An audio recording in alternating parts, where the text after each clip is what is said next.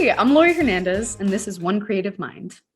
Each September, One Mind brings together leading scientists, acclaimed musicians, the nation's finest chefs, wine enthusiasts, and hundreds of passionate mental health advocates for a premier event in Napa, California, the Music Festival for Brain Health. This year's event, held on September 10th, marked the festival's 28th year. And over the course of that history, more than $500 million has been raised to support and fund critical brain health research. To celebrate, we thought we'd take a look back at some of the special musical performances we've had on this program throughout the year. We'll hear from the artists themselves about the connection between music and mental health and how their own lived experiences influence their work. As always, viewers, feel free to post comments or questions in the chat section at any time. And if you know anyone who can benefit from the information in today's broadcast, please share this video with them. First up is Hayes Carl. When he joined us earlier this year, the award-winning singer-songwriter told me a poignant story of how his family was touched by Alzheimer's dementia, a debilitating brain health condition that affects more than 6 million Americans.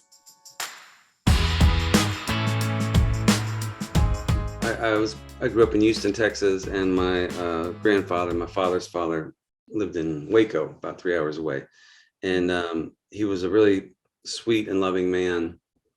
And I had two instances. He passed away when I was 15, and I had two memories of him involving dementia. He started to suffer from dementia right before he passed, and dealt with it for a short while. But the first was, we were at a stoplight in his pickup truck in Waco, Texas, and I was 14 years old, and the light turned green, and he turned around and asked me where we were, and I didn't know. It was not the town that I lived in, and I was scared. I remember being scared, and I remember feeling like he seemed scared, which is hard, to watch somebody that you grew up thinking has it all together really struggle. And then the second was, I mentioned that he was a really loving and sweet man, but there was this one day where he was not being those things. He was not being especially kind. And I remember my father pulled me aside and said, "Don't remember him this way. This is not who your father was." And that always stuck with me, that there's something that's capable of changing who you are, and not only taking away your memories, but affecting your personality and the type of person you've been all your life. Hayes also talked about how he made the first creative decision to tell this story in song from the perspective of someone suffering from memory loss and the feelings of empathy it inspires. We had that idea. I told him about my grandfather, and I had this title, "Help Me Remember." And so I think just by the nature of the title, the first inclination was to be talking to someone. Yeah. And so then it was figuring out who that was and how to relay this kind of complex emotional state in a song. And it was challenging and interesting as a songwriter to get in there and figure out how best to tell that. And so creatively it was interesting, and then personally it really made me reflect, like what would that be like, and what kind of questions would I have, and what would be important to me. Are there memories I would want to lose, or are there things that how scary would that be? Just the whole range. So we spent a lot of time. This was not a quickly written song. Sometimes I can write songs in an hour. This one took several weeks, if not months, to really hammer out. But I felt like we had something important to say, and so I really wanted to take my time with it. Here's Hayes Carl performing "Help Me Remember." The leaves on that ancient old oak tree are starting to turn the same shade as flames of this fire that I'm watching burn. There's an unfinished crossword resting on the arm of this chair. And for the life of me, I can't recall if I'm the one who left it there. It feels so familiar as I watch you walk in the room. And at first I don't recognize you, but then I damn sure recognize that perfume. And you kneel down beside me and gently take hold of my hand. And I say, baby, I'm scared, I'm not sure I know who I am. But can you help me remember who it is that I used to be? Well, you tell me the story of my family, my hopes and my dreams. Did I try to stand for something? Or would I always fold? Did I do things when I was young to be proud of when I was old? Was our house on fire? Or was I just a slow burning ember? Could you please help me remember?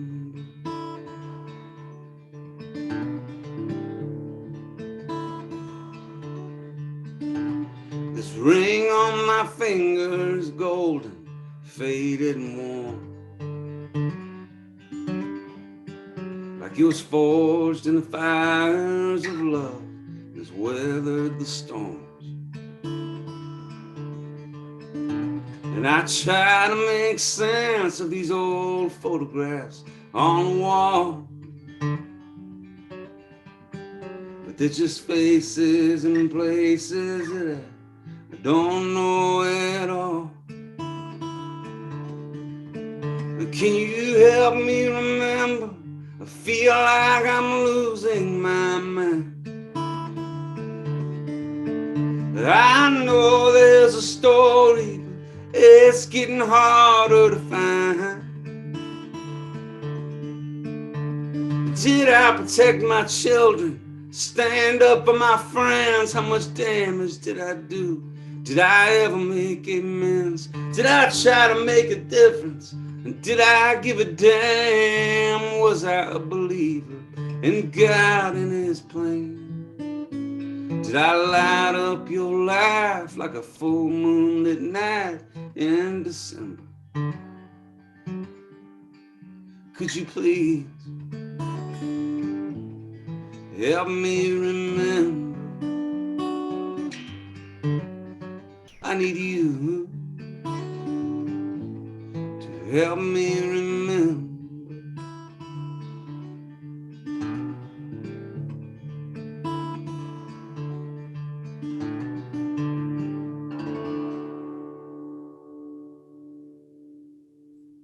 Music has the power to engender feelings of empathy, to foster human connection and compassion, and even to heal. These ideas certainly resonate with another artist, queer musician Jay Long. Laurie, I'm really blessed, and I tell people this like very genuinely. I feel like it chose me from a very early age in life. I was like, music is dope. I like music. I'm gonna do it. And then like through just dealing with life and going through my own mental health struggles, I found that working through music, creating music allows me to like take some of my inside self, put it outside and look at it. You know, I am quite literally the son of a preacher man. And listen, my dad loves me to pieces, like celebrates his queer artist son who like wears makeup and dresses in Los Angeles and performs on stages to the deepest degree. But even growing up in these environments, you still feel like other, you know, you just feel like you hear the tropes that people say, not knowing that you are a person of queerness and saying that you maybe don't belong or you shouldn't be in these places, and you start to feel desperately unprotected, or not included and pushed away. And I dealt with this very silently for a long time and was just pretending that it didn't exist in my life, and it led me to like a deep mental decline. You know, I attempted to take my own life at one point, and it was a very sad moment. But I talk about it as just a fact because it's just a fact of my history as a human. And I'm glad that I came through it in this way because now I understand how people would miss me. Now I understand the power that one individual person has on a family, on a community, on a group of friends. And through doing this, it allowed me to kind of realize, oh, there are things I haven't dealt with yet in my own mind. And, unfortunately, people always say, like, you got to hit rock bottom before you go up. And it's like, okay, well, she has that experience. Do I have to though? Like, who's? Yeah, it's like, can someone else tell about it? Maybe I can experience it from another angle. But I did, and in having that little rock bottom moment, I whipped it back together. I was like, okay, clearly this is not the answer. Clearly I'm supposed to still be here. I believe in a higher power. I believe in things outside of myself. And all of this kind of kept coming back to me like, don't be quiet. Don't be quiet. You spent so much time being quiet and this is what caused you pain. And made this very strange connection with, I was like, duh, my dad's a pastor. I've watched him my entire life standing in front of congregations and preaching to everyone. And I was like, I want to do that, but my way. And my colorful, strange way of doing that is with instruments, is with my voice, is with, singing and telling these stories. And now I weave this journey of myself into my shows, into my music. And I talk unabashedly about going from a place of hating who I was into a place of discovering how to love myself more. And I think that's something that literally everyone is still learning how to do or trying to do. There are many ways you can think about your mental health. You don't have to sit at home alone and say, now is the day where I work on my sad things. It's like, no, you can sing, you can write, you can dance, you can stretch, there are so many different forms of ways to provide to your mental health. We chatted about all the ways music has helped him on their own mental health journey and why he wrote a song aptly titled Empathy. I just got to a point where I was screaming and wishing that anyone else could feel how I felt and then turn to me and say, I get it. And I would trust them and I would trust that they would get it. Because I think that's a very human thing, right? Like we all want everyone to know how we feel so they can approach us with tenderness, with kindness, with excitement, however we are. And so this always said that I wish someone would hold my problems with the same care that I did. Bless. Like yes, it is so much, very much that. And I used to say a lot at my shows, like, you human people, us human species, we have a superpower. And your superpower is the ability to understand and take in other people's emotions and pass them out and like go through feelings together. Like nothing is more powerful than like being in a room and looking around and everyone is like crying out of sheer, I don't know, enjoyment or like being moved so deep to tears. That is like the most exciting human feeling to me. And that to me is what empathy is. It's like a human superpower.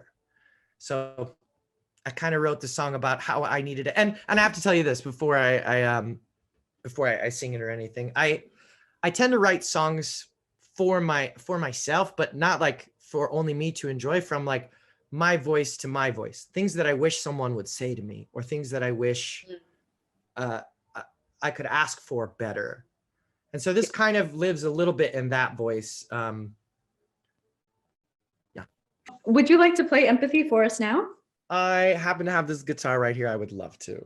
Thank you. So this is Empathy.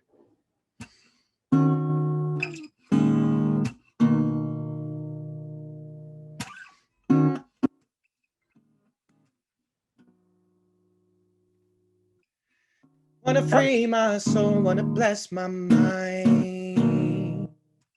Need to gain control of my whole damn life. Ran my train off the tracks too many times. Getting tired of this bumpy ride. Could you hold my hand? Take this ride with me. I could use your time, a little empathy. Now I've been feeling strange. I know that you can see the person I am now, who I used to be. Hey, I'm not a child, but I choose to act childishly. Treating every moment like it's new to me. Something special about closing your eyes to see. Yeah, need new perspective cause I'm tired of what's in front of me. Now could you hold my hand, take this ride with me? I could use your time, a little empathy. Now I've been feeling strange. I know that you can see the person I am now, who I used to be. Hey!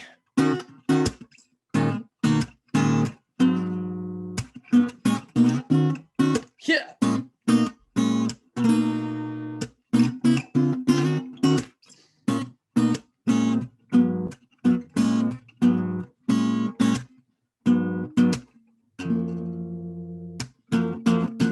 I'm a stranger, I'm an intruder. I'm a lost man, nothing but a suitor. I would trade it all for some love. Now could you hold my hand? Take this ride with me. I could use your time, little empathy.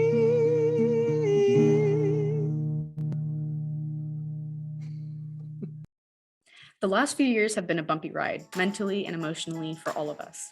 Acclaimed singer-songwriter Laney Jones described what it was like for her and the cathartic process of writing new music for her album, Stories Up High.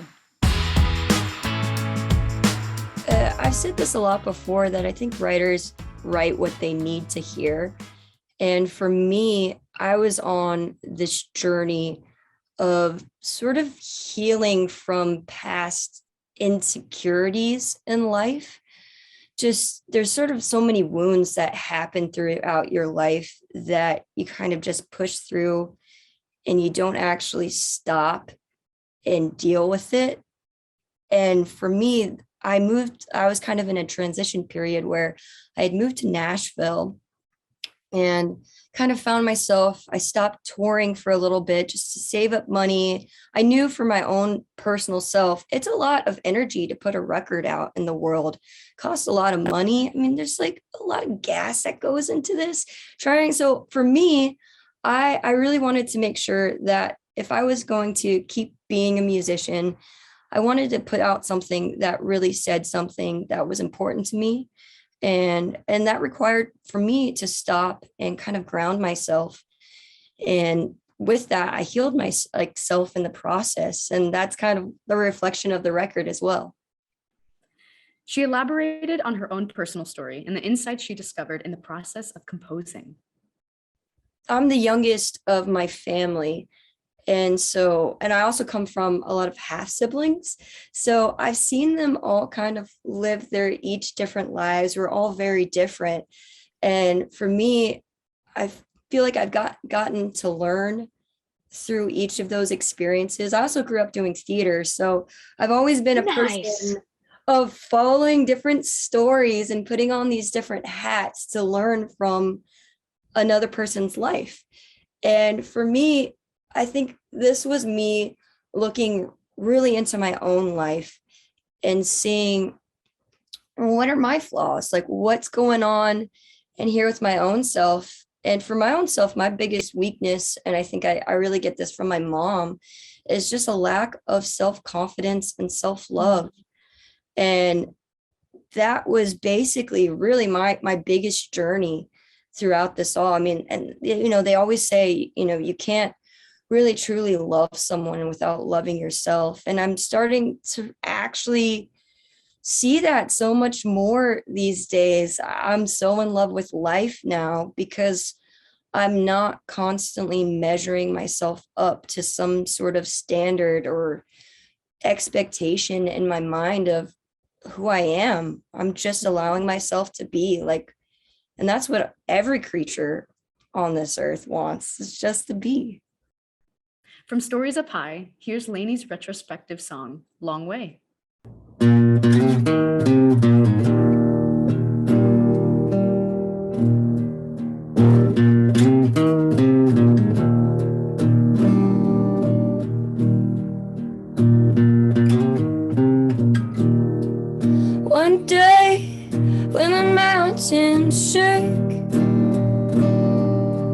Your mama cried, and there you stood.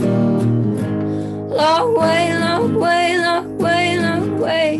Looking back in the picture book.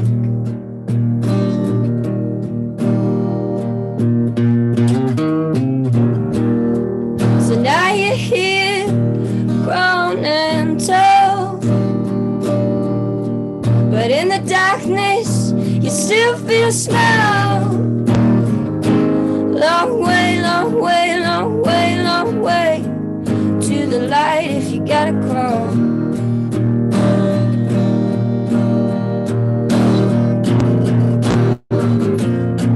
Someday, yeah, gonna fall down to the bottom with the rest of us all. And if you're like the kid, you and your home, shake like a fever and give it all you got till you're gone.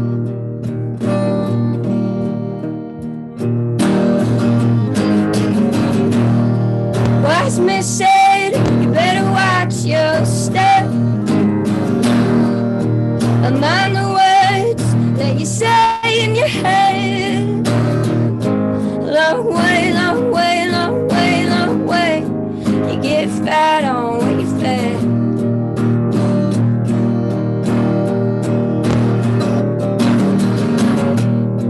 And are you scared to give it up? And are you frightened that you're not enough? And are you satisfied with the wine in your cup? Or is it another cheap little rush? Someday, yeah, you're gonna fall down to the bottom with the rest of us all. And if you're like the kid, you and your hound, shake like a fever and give it all you got till you're gone. Laney ended our interview by offering some illumination on her own mental health journey and how she takes care of her mental health today. I did seek actual help for anxiety and depression stuff. So it's just like, it's okay to like go out there and just get help, talk to someone, get on medication if it's right for you. There's nothing wrong with it. I feel like I come from a family that didn't really be proactive about those things. And not that there is a stigma or whatever, but like even to certain professions, there's a stigma about getting help. And if you need it, it's your own life. It's why not enjoy it and take care of yourself? So that's a big thing that has totally shifted my life. But also just consuming positive things, positive messages, reading books that have been sort of self-help, but have been like really just valuable in my overall mental health, and listening to podcasts such as this one that just bring you up and make you realize that there's so many good things out in the world and there's no reason to feel self-conscious. I feel like we all are self-conscious and all have anxiety. It's nothing new. That's why people drink, it's legal just so we can relax. But the thing is, it's like, if you put on the perspective that we're all going through this together, then it's just like, okay, there's no reason to be afraid of each other. Or I don't know, I guess I view it more, I think it's more about connecting with other people. It's kind of realizing that we all have one mind per se. We all have one mind. That's right. None of us are ever alone. On that note, thanks to all the amazing artists who generously have given their time and talent to both the Music Festival for Brain Health and to this program. And viewers, thank you too for joining us on this special edition of One Creative Mind. Now get out there and listen, dance, and create your own music. Maybe also check out one of the thousands of mental health apps on the market. I spoke earlier with Steven Schuler, head of our team at One Mind Cyber Guide, about just one of the many options in the digital universe. Hey everyone, I'm Laurie Hernandez, and joining me is Dr. Steven Schuler, the Executive Director of One Mind Cyber Guide. Steven, thank you so much for being here today and to give us some insight into the NoCD app. Thanks so much, Laurie. It's great to be here and I'm happy to chat with you about it. First, what is exposure and response prevention, also known as ERP? Well, NoCD is an app intended for individuals with obsessive compulsive disorder. And exposure and response prevention is one of the most effective and evidence-based treatments for individuals with obsessive compulsive disorder. Essentially, what you do in exposure and response prevention is you gradually get exposed to some of the things and expose yourself to the things that cause anxiety. So exposing yourself to counting or checking or the feared consequences that you're using the rituals or the obsessions to avoid, and learning to be more comfortable with that feeling of uncertainty and the tolerance of that uncertainty, because really we live in a world that's uncertain. And one of the things that we have to learn to kind of get over OCD is that you don't have to be perfect. You don't always have to be in control, and you can't always be in control, which exposure and response prevention helps overcome. Yeah. NoCD also helps you connect to a therapist. What other features does it have? So in addition to connecting to a therapist that can provide this exposure and response prevention, it has other features that really help support people in their treatment. So different interactive tools provide between session activities to really do that practice, because exposure and response prevention is a behavioral treatment. And so you have to practice those behaviors. It's not just about the time you spend in sessions, it's about the time you spend practicing, rehearsing, and really reinforcing those skills and those strategies you learn through exposure and response prevention. And then it also has a peer community so that you can actually connect with other people going through similar things. And we know that it's really useful to have that support from the community, but also because individuals with OCD are very smart. They are very creative, and having the benefit of interacting with others can also help create, develop, and support different techniques and strategies that fall under exposure and response prevention. Absolutely. And I'm sure it's wonderful to know that everyone is not alone too. Mm-hmm. Who might benefit from using NoCD? So I think people who benefit from using NoCD are individuals who suffer from obsessive compulsive disorder. And I think that it was really designed to be able to help provide exposure and response prevention to people who may not have access to a local therapist who's able to provide that. It's a specialty treatment. Not everyone's trained to do it. And it really helps to have someone with that expertise and that experience doing exposure and response prevention if you're suffering from OCD and really need that treatment. So it's a real great tool to be able to make sure that if you don't have someone in your backyard who's able to provide that specialty treatment, that you can go to the app and get that treatment there. Absolutely. There's an interesting story surrounding the founder of the app. Would you mind telling us about that? Yeah, so NoCD was started by Stephen Smith, who was a college quarterback. His life was going great. And all of a sudden, he started to really be debilitated by these symptoms he was experiencing, and symptoms he really didn't fully understand, and it really derailed his life. And it took him, multiple months. He ended up getting into good treatment and being able to get treatment to help support his OCD, get exposure and response prevention, but it took a long time. And so he really wanted to create a product, create a tool to help make sure other people didn't have to wait as long as he did, didn't have to suffer the same way that he did. And so they created NoCD. And, I like Stephen not just because he has the same name as me and spells it the same way with a PH, but he's just a passionate guy who really cares about getting help to those in need. In OCD, usually it takes about 17 years for someone to get effective treatment. And that's too long. That's too long to suffer in one's life. And so I think that Stephen really created NoCD to help people make sure that they don't have to suffer alone through the symptoms that OCD causes. It sounds like Stephen is really active in his empathy and his own experience, and I'm really glad that he's created NoCD. He's an amazing advocate, and he's created a great product. So I think it's really just a testament to his passion to make this world a better place. I love that. And I know that there's a lot of people who can relate and respect that and are grateful to that as well. How about the cost? Is there a fee for using NoCD? Yeah, so because you're connecting to a therapist, you do have to pay a fee to be able to use NoCD, especially those therapy services. Fortunately, NoCD is covered by a lot of different health insurances. And so they do have a section of their website where they can check to see if your health insurance actually covers the therapy and the therapist on NoCD. So I think it's a really impressive demonstration of how digital tools are becoming more mainstream, that even some people's insurance would be able to cover this. And I know that it's a big challenge for people with insurance to often find therapists who are in network. And so I think this is another benefit. If you're suffering from OCD and you can't find a therapist nearby, or you're having challenge finding a therapist in network, it's very possible that NoCD might be covered by your insurance, which helps deal with that cost. Sounds like NoCD is a fantastic resource, especially for those with OCD. So thank you for sharing all of that information. I know it's going to help a lot of people. The Cyber Guide website is a great online resource to find out about all of the many mental health apps on the market. So Stephen, how do you rate each app? What is the criteria? So we review apps on 3 different criteria at One Mind Cyber Guide. We look at credibility, which is the amount of evidence supporting that this app can do what it says it can do. We look at the user experience. Is it easy to use? Is it easy to learn? Is it free of technical glitches?